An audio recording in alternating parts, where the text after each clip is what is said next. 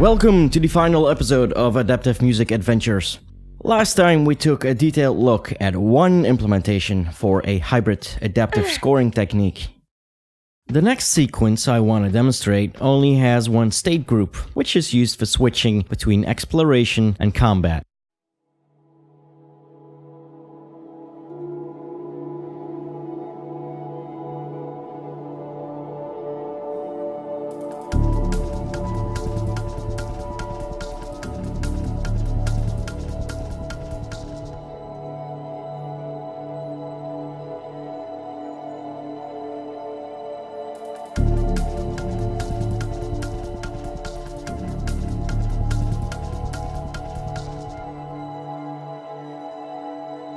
This sequence works slightly differently.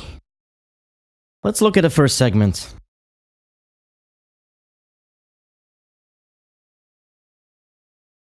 Inside it, you can see that I've put a single track for an ambient layer which lasts for the duration of the entire playlist, which is 44 bars.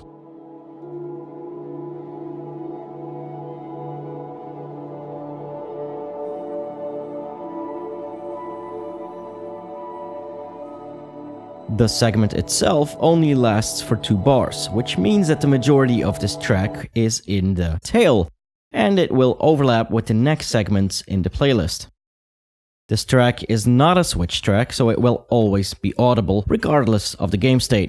Below it is a switch track, only 2 bars long, that contains percussion, which I only want to hear if the combat state is active.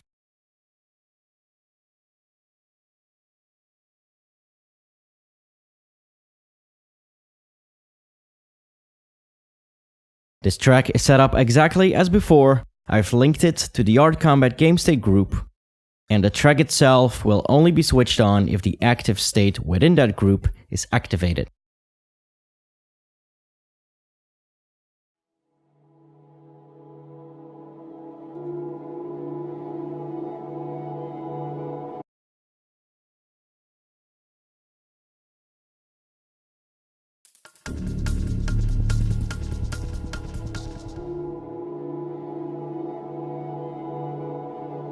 So what happens at the exit cue after 2 bars? Let's look at the playlist. It's going to play segment number 2.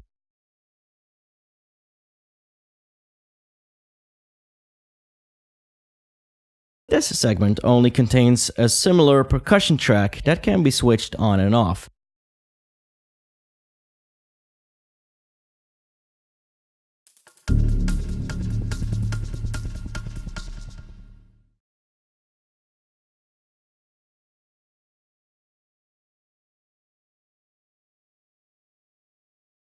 It doesn't contain an ambient track, because the ambient audio that was in the tail in the previous segment will still be playing.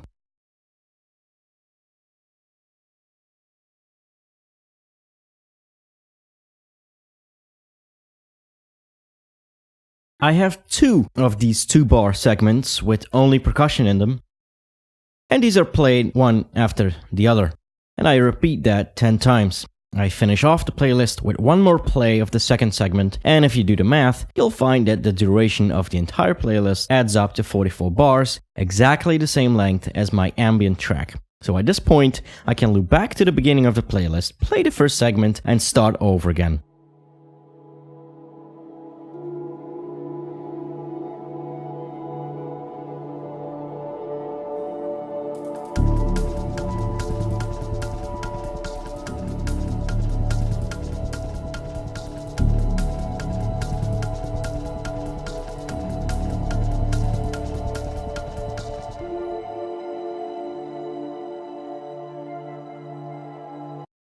I'm not very crazy about the way it ends in the combat state, so I created a short stinger that sounds like this.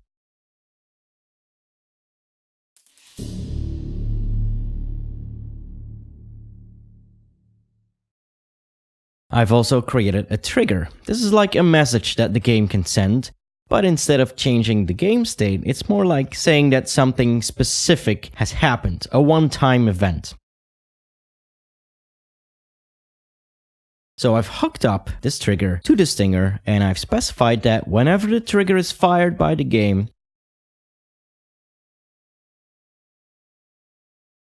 I want the stinger to be played. Not immediately, but at the next cue. In this case, that will always be the entry cue of the next segment.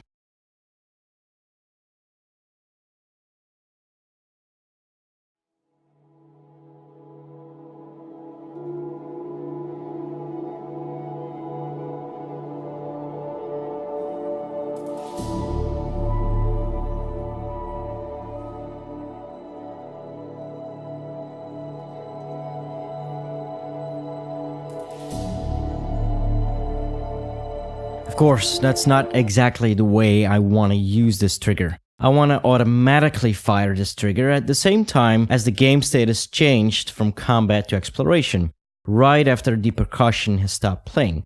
We can achieve this by using what's called events. The Yard Combat event simply activates the combat game state.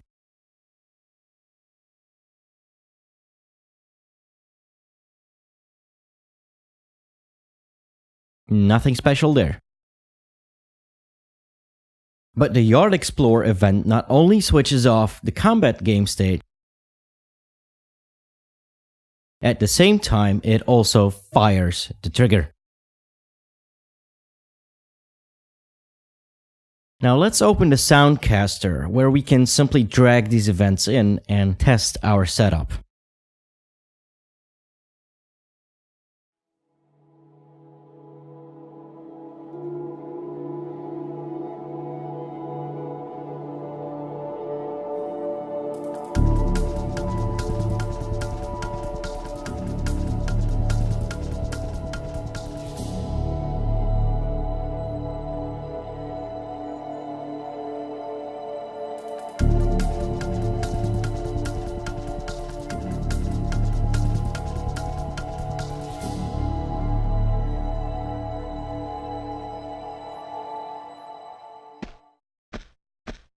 And this is what that sounds like in the final game.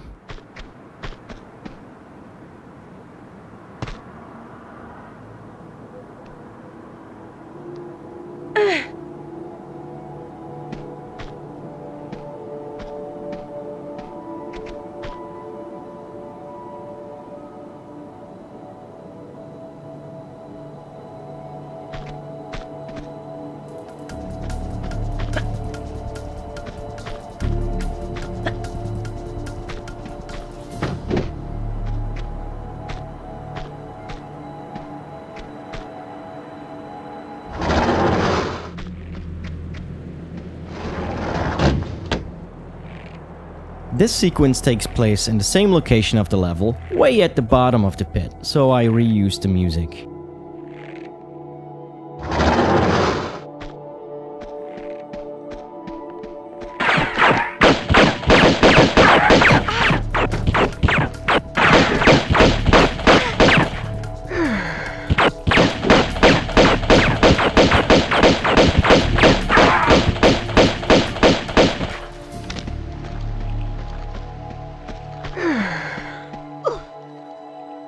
The music for the final part of the level works in the same way. I have a suspense layer that plays through the entire playlist.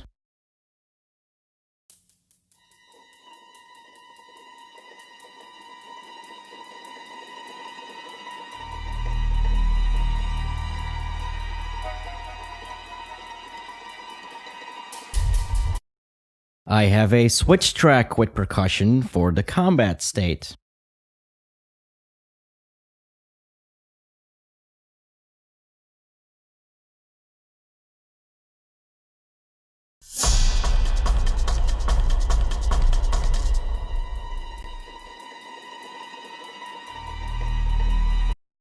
And I have a separate additional switch track for the boss game state, which can be played on top of the other two.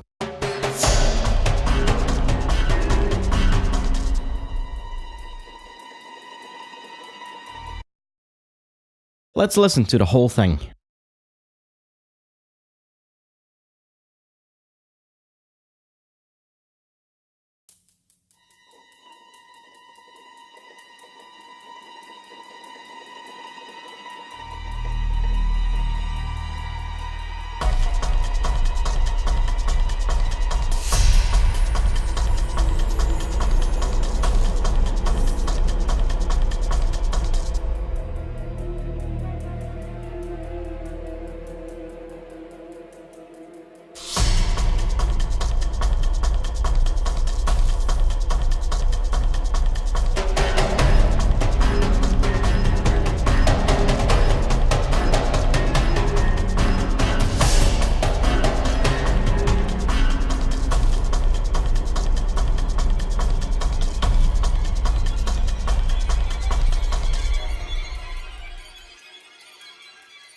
A few of those transitions can be improved, so let's add a few stingers. Here's one for when the boss is defeated and we want to transition to either regular combat or even immediately to exploration.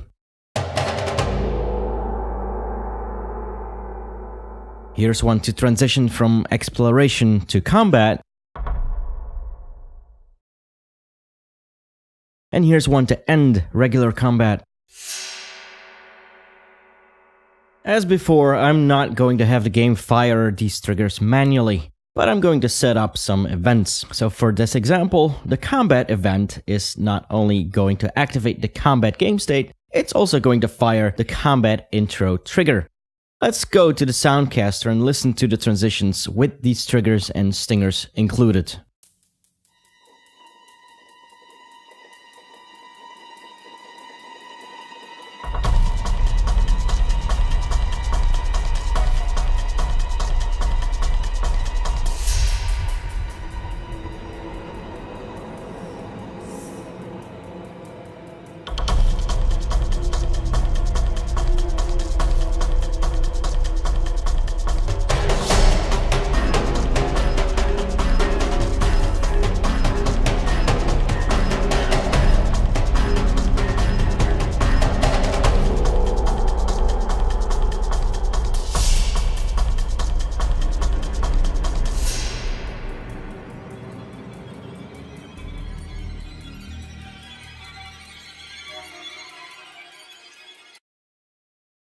I created a couple more stingers.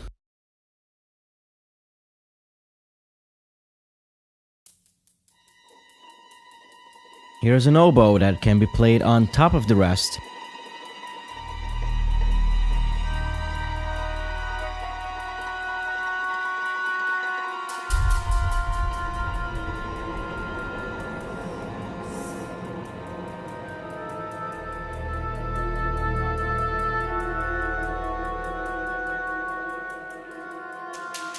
And this could be triggered for whatever reason.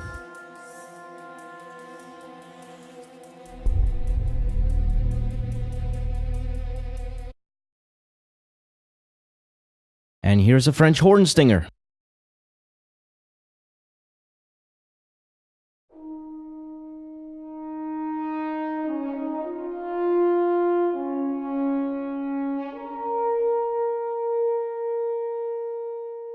I want this stinger to be played when we finish the level, so I set up the following event.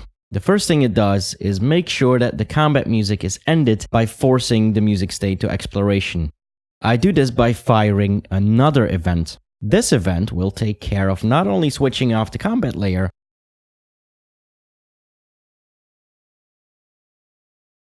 but also playing a stinger to smooth out that transition to exploration.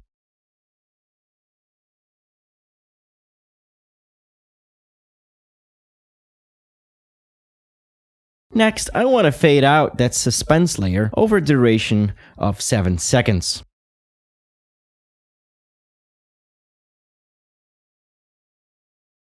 And I'm going to cover up that fade out by playing the French horn stinger on top of it. The timing of the stinger is not important. I don't need it to start on a beat. So I don't need to use a trigger, and instead I can just use an action that just starts playing the stinger immediately.